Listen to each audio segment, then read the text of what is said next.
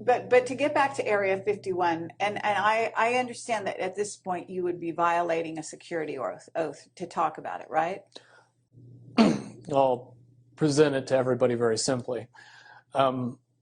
What could be so important at Area 51 that would require the level of secrecy that is in existence around that facility? One of the caveats that I do have some personal information that I did get personally involved in was some information that had to do with the Stargates and Looking Glass.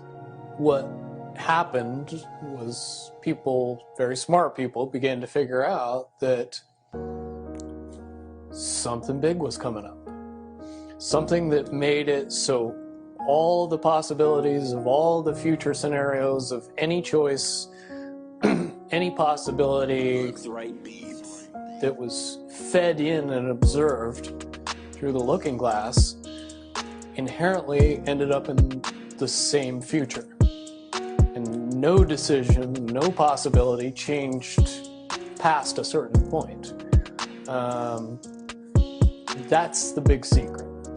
So at that point, all possibilities lead to the same timelines. All possible timelines lead to the same basic set of history in the future. And what is that history to you? Did you know that, or did you find that out? That is the big question. That is the big secret. That is what sends everybody that has all of the information, that knows everything, into a blind panic. The people that know everything about Looking Glass, that have gotten all the reports and all the information, the elites of the world, probably figured out that that was the end of the game. And nothing could be manipulated beyond that point. At a certain point, after they're done hearing the computer tell them, this is what's going to happen over and over and over and over again, all they become focused on is, how do we fix it? Why? What is this that's going to happen? The you know that? inevitable contraction of the timelines. There is an inevitable event. It's been forecast, it's been predicted, it's been fed to us in a slop trough of what they want us to believe will happen. But they don't. However, they don't actually have control over what happens. They only have control over the reaction, and it seems that no matter what they try to do to cause their desired reaction, it's going to have an opposite effect. Interesting. Now, if I had to give it a name, I would say it's the awakening process. It's an evolution of consciousness that cannot, will not, and no matter what decisions or possibilities are injected into the equation, eventually it all resolves down to us all learning the truth and becoming aware of this massive dam of lies that has been built that keep us from knowing massive volume of information that we should otherwise possess. It's like the Wicked Witch, looking into the, magic mirror and always getting the same answer. Well, if you were always getting the exact opposite of the answer that you wanted, you'd stop talking to the mirror. And that's essentially what happened with Looking Glass. Is not only did they not want people to use it anymore because they knew it was just going to burp out the same thing, but at the same time they didn't want anybody else to know what it was saying. Because they would lose control. Because that information was of a monumental concern when I was in the military about how to prevent this inevitability. Now, at first I thought it was end of the world. Now I see end of the world as end of their world.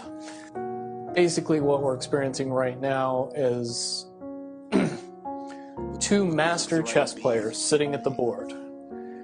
and one of them looks down at the board and sees that he's in checkmate in 7 moves.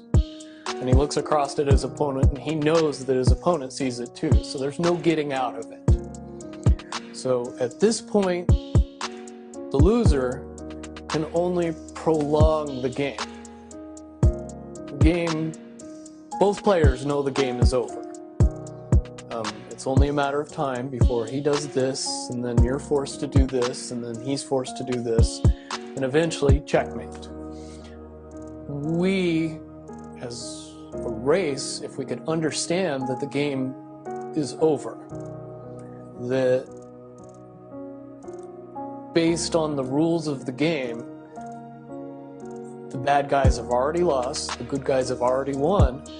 Yes, there's moves left on the table, but those moves are being forced by the player that is going to win. The only way that checkmate can't happen is if the player that's winning makes a mistake. But from all of the information that I've gathered, all of the information that's been given, all of the information that's been vetted to me, it seems pretty obvious that the good guy player on the side of the chessboard knows exactly what has to be done to win the game. And so at this point, any mistake would be all but impossible. One of the things that goes on is they are very busy building underground bases, supposedly underground cities. And so they seem to be hedging their bets for the negative timeline. And putting their emphasis there. Can you explain why they have been hedging their bets to such a degree on the negative? It's very simple. They're insane. And beyond insane, they have literally deluded themselves into believing that they can somehow manage to get away with what they're trying to get away with. There is a distinct lack of reality in that thinking. Okay, what about the notion that CERN, for example, is engaged in trying to beat that game, as you call it? I would say, look at the problems CERN has had. The crazy little things that have kept that project from moving forward. Certainly, they have never even come close to getting that project to the level that they want it to be to do what they really want to do with it. When you listen to the interviews of the scientists that are working on the project, even they say that it seems like somebody or something from the future won't let them get that project done. And the craziest little things have caused massive damage to that project. And when you get the foremost thinker in string theory saying, yeah, I don't think we're going to do it because I don't think fate wants us to do it, that says something about a scientist.